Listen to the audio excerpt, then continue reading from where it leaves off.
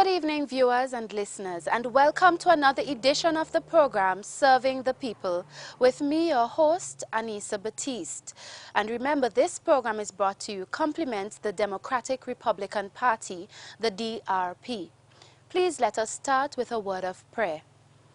Dear Father in heaven, do bless our viewers and listeners as they listen to the things that I share with them about the International Women's Day conference I attended, and may we encourage our women folk in leadership in our country. In Jesus' name I pray with thanksgiving. Amen. And now, dear viewers, listeners, remember that to contact us at this program, you may call telephone number 528-1015. That's 528-1015. In this evening's program, I share with you footage from the International Women's Day conference I attended in Washington, D.C. recently. It was hosted by the Women's Democracy Network, an arm of the International Republican Institute in Washington, D.C., United States of America. The footage you will see includes remarks by President of the WDN, Ms. Michelle Beckering, and another official thereof, as well as comments from participants in their introductions. Take a look. So the Women's Democracy Network is truly that. It is a network of women across the world who are unified in their visions to better the situation for women in their countries through political action. Currently, I'm not sure if you know this, we are active in 61 countries in every region of the world. And that's really exciting for us. And when I say active, I mean we are truly implementing programming in those countries. It's not just that we have members there or someone who's come to a conference. We're literally working with our members to do programming.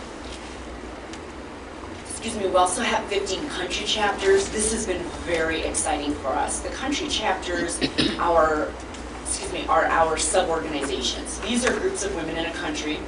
They come together regardless of party, regardless of sector, and they say, we're going to work with WDN, we're going to be their partners in the field, and we're going to carry out programming designed to meet their mission.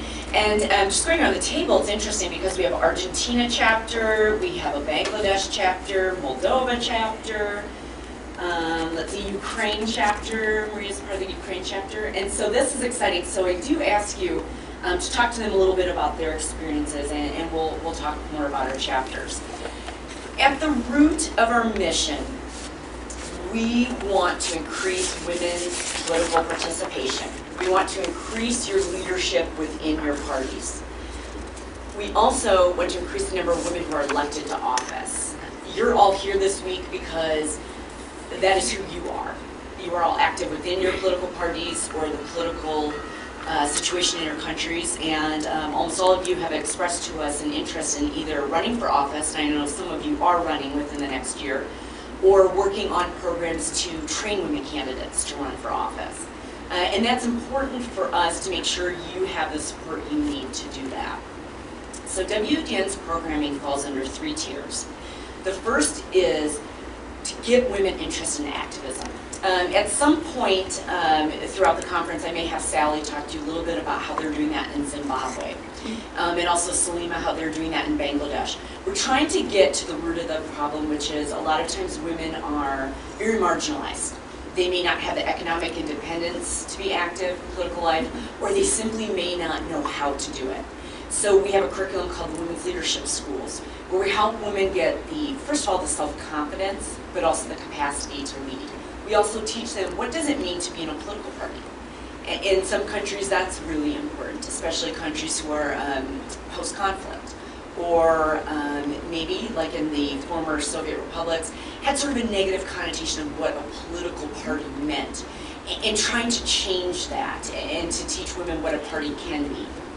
Second, and a lot of you have benefited from this, we train women to run for office.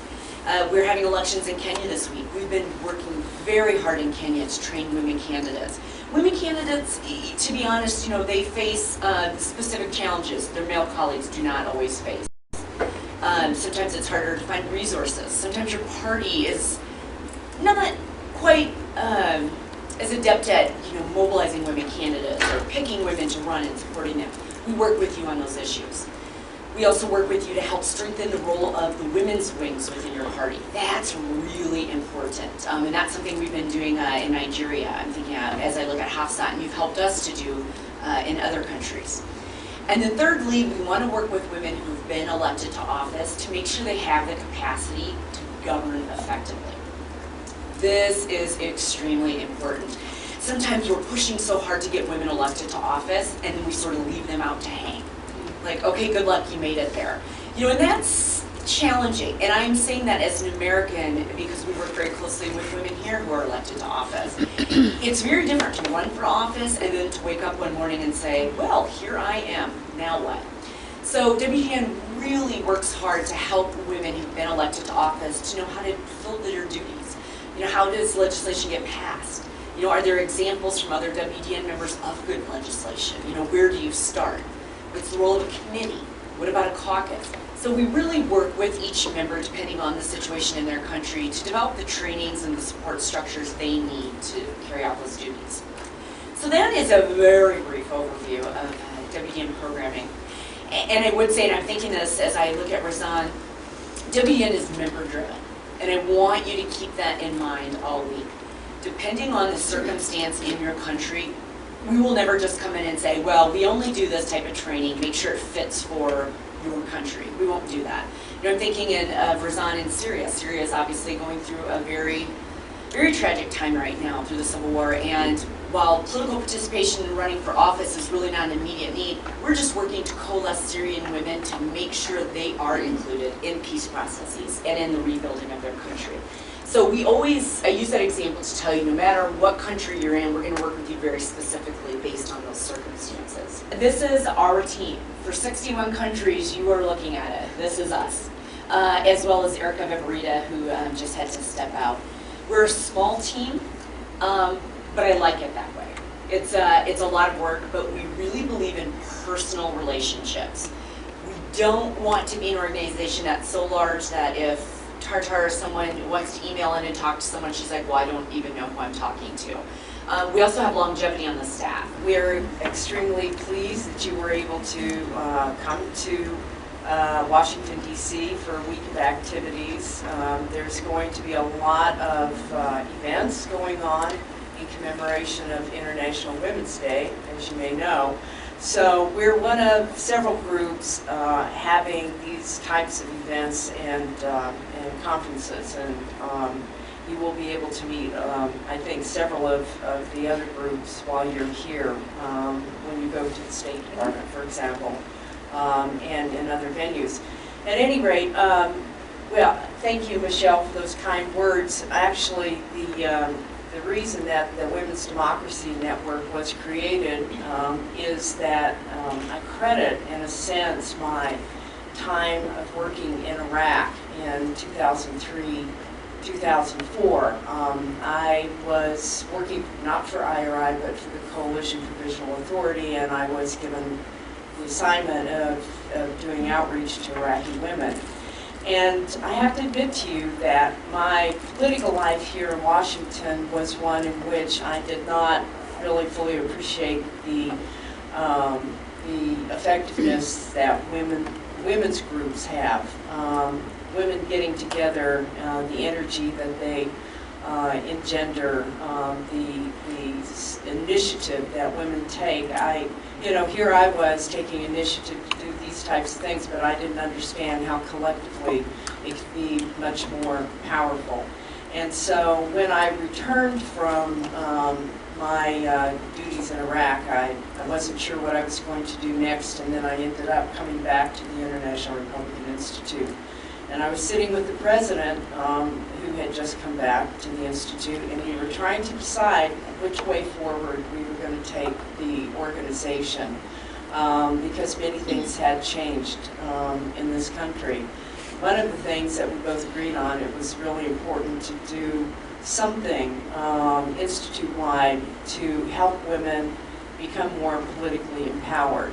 And so it took about a year. I did a lot of research, I talked to a lot of people, to get ideas. I certainly didn't want to begin a group that was doing the same thing as another group, because there's so many good organizations working on different women's issues.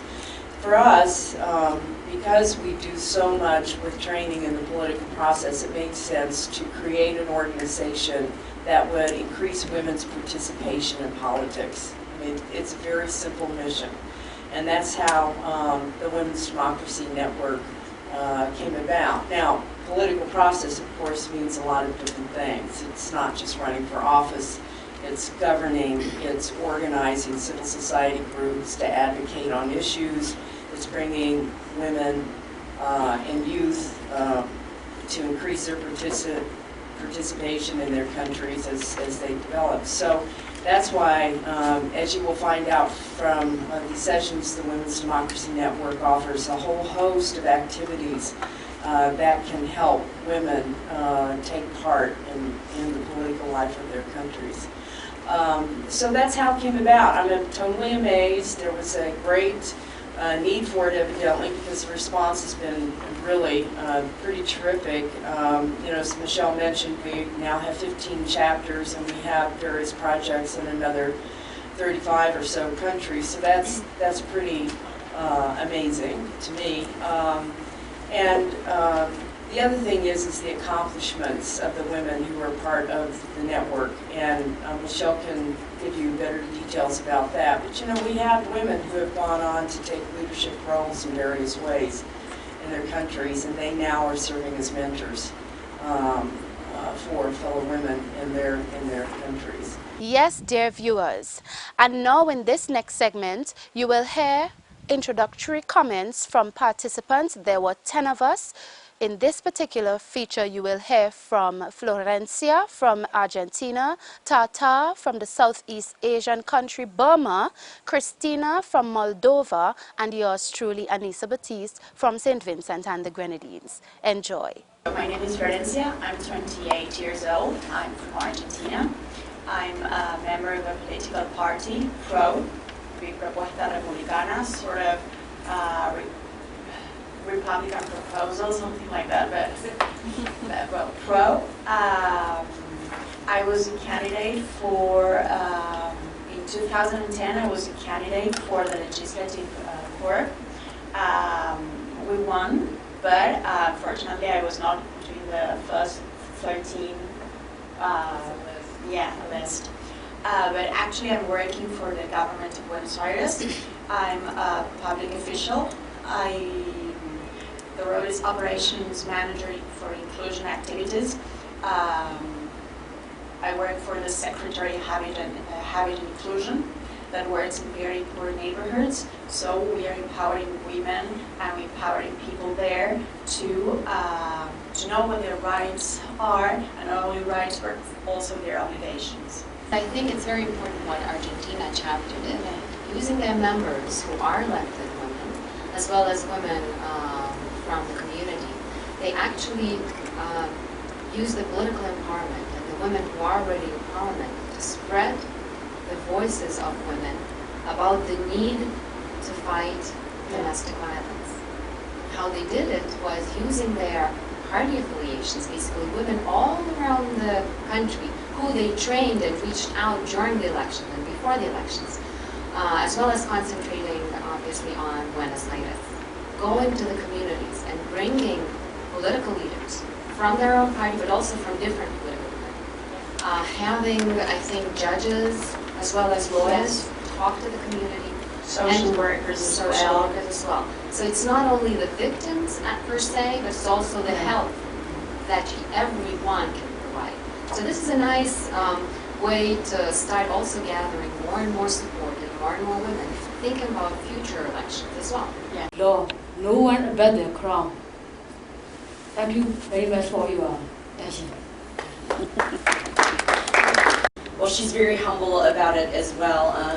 Truly an activist who has, you know, at great cost to her own self, you know, followed her Democratic leanings and was in prison for 5 years, I believe. Is that correct?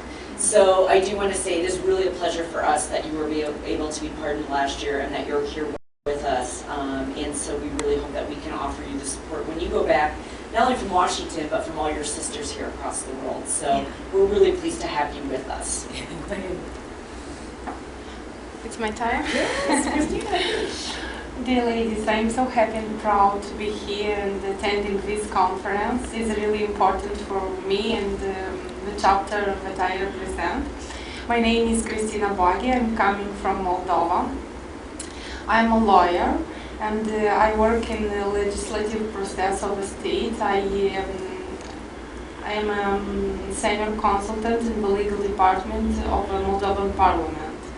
And we work with bills, we draft bills, we interpreting the legislation, we assist MPs, and also the activity of the Commission of the Parliament. I like my job, but it is not enough to do everything I want to do. This is why I'm involved in a political party. I'm a member of a liberal party. From 7 years, I have a lot of experience, a lot of electoral campaigns. We have really many elections in a period of 3 years. Now we prepare for local elections that will be in 2 years. And in the party, I'm the General Secretary of the Women Organization. And we do a great job to support and prepare the women for running for offices. In all this period, I'm a member of a political party. I didn't was a candidate because I didn't feel prepared. But now I feel really prepared. This different leaders of our party is asking support of me, and this means that I'm really prepared and I must to run for offices, and I hope I will be a candidate in 2 years. Yes, I want to run for the city council, municipal council, because I live in the capital, and this is where the most of the people from know my activity. And about the chapter, we have Moldova WDN chapter from 2010. We have a great activity in 2011. We had one meeting in each month. Now we have political problems in the state, and this really influences our activity in the chapter. This is a problem, but I think this year we'll solve it and we'll have a great activity because we need a WDN platform as promote and prepare women for activity in public sector. I hope you really support us in this. Thank you. Thank you, Christina. And I think this is a great example I wanted to talk about in Moldova. You know, WDN talks a lot about we are multi-partisan, multi-sector. Well, what does that mean? In a lot of the countries where we're working, we don't really have the luxury of being very partisan, especially when we're talking about women's issues, what are facing women. We've talked about this, a lot of you, and Moldova is a great example of that. The chapter has many women from different parties, and the idea was, especially as she mentioned, there was sort of a tumultuous political period in the last 4 or 5 years. They've really come together across the party lines to say, okay, we really need to target these specific issues. And so the chapter is a great example of that. Where across the parties, they're saying, you know, we need to work for women's empowerment to get more women elected. And if that happens, you know we can change the status quo for women. So thank you, Christina. I'm 32-year-old Anissa Batiste from St. Vincent and the Grenadines. And St. Vincent and the Grenadines is in the Eastern Caribbean. Now, while we have women participation in politics to the extent that in the CARICOM region, in the Caribbean community, we have 2 female prime ministers, Prime Minister Portia Simpson Miller of Jamaica and Prime Minister Kamla Persad Bissessa of Trinidad and Tobago. Still in my country, in St. Vincent and the Grenadines, we have very few women represented in elected office. In fact, we have 1 woman elected representative in our unicameral House of Parliament, and we have 1 appointed woman senator. Our senators are appointed. I myself used to be an appointed senator with the opposition party, the main opposition party in my country, and but for standing up against certain policies with which I didn't agree because I felt they were anti the rights and freedoms of the people, I was removed. I was not, however, discouraged. I decided that I had a work to do, and since August last year, I created history in my country by becoming the first young woman to start a political party. I am the founder and president of the Democratic Republican Party of St. Vincent and the Grenadines, the DRP-SVG.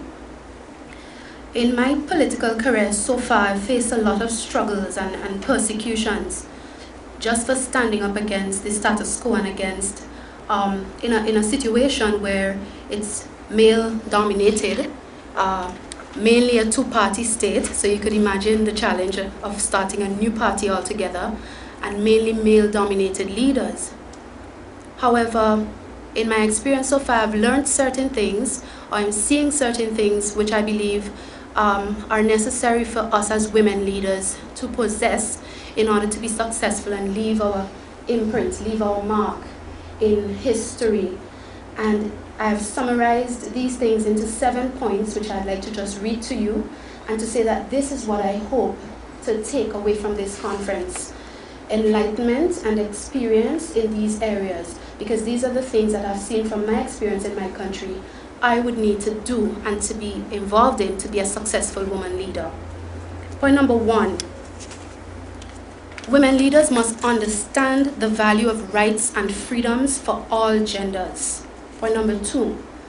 Women leaders must relate with policy intelligence balanced with compassion in the affairs of state. Point number 3. Women leaders must become motherly benefactors of the poor and disadvantaged in society. This is an area that I'm working in a lot in my country.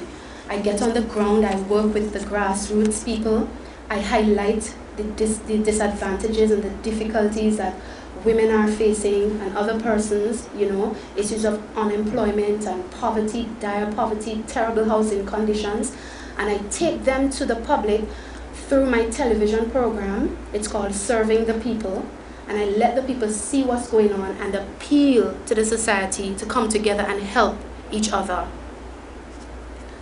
Point number 4, women leaders must be instrumental in reforming criminals away from a life of crime, which hurts the morals and economy of a country. I have found that in my work in society, I've been literally contacted by prisoners to come and visit them and speak with them, because when they read in the papers of what I'm doing and so on, they feel drawn towards the concern that I show, and I've actually had an opportunity to go into the prisons and speak to them. And I believe that as women, we have a role to play in helping to reform those who've unfortunately gotten themselves in trouble and who are still in a position where they can be rehabilitated. Number 5, women leaders must always stand with women to give them courage, support, and success in adverse events in their lives. Let me just say this. When I joined WDN in June last year, I was just coming out of that adverse situation where I had been fired as a senator. And I was looking for organizations or bodies who I could communicate with and be encouraged to continue in my political work. And I was simply searching on the internet, and I found WDN. And when I read about the organization and saw what they were involved in, I said, yes, this is where I need to be. and I contacted them. Jessica was the first person I was in touch with a lot. I contacted them and I told them who I was, and I shared my videos and so on. And I felt what Ms. Beckering was talking about earlier, and I believe one of the other members mentioned it. I felt that personal concern and interest in me, and it really motivated me.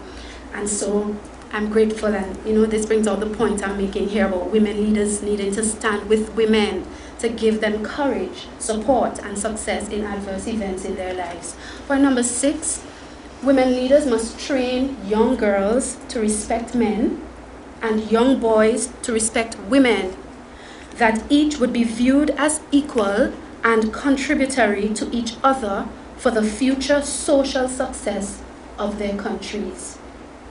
And point number 7, finally, women leaders must translate their domestic affairs at home into viable business plans to educate more women in business and employment for self-sustenance. So these are the things, these summarize what I've learned so far in my experience. And I'm involved in one way or the other in these things, but I know that there's so much more to learn. And this is what I would like to take from WDN's conference this week. Information, enlightenment, and experience through the sharing that we will do here, which will help me to accomplish these things by the grace of God. Thank you very much. Yes, dear viewers, I hope you've enjoyed what you've heard so far, the wonderful work that the WDN is doing for women politicians around the world. It is very inspiring to know that there are other women who look out for and encourage their fellow women folk in being involved in politics and leadership in their respective countries. And as a member of the WDN, I am privileged to benefit from what they have to share and to share this with you in my own experience in St. Vincent and the Grenadines. Remember, if you wish to contact me at this program, you may call the number on your screen. It is 528-1015. That's 528-1015. Or you may send an email. The address is servingthepeople.ab@gmail.com. That's servingthepeople.ab@gmail.com. Until our next program, may God bless you. I'm Anissa Batiste.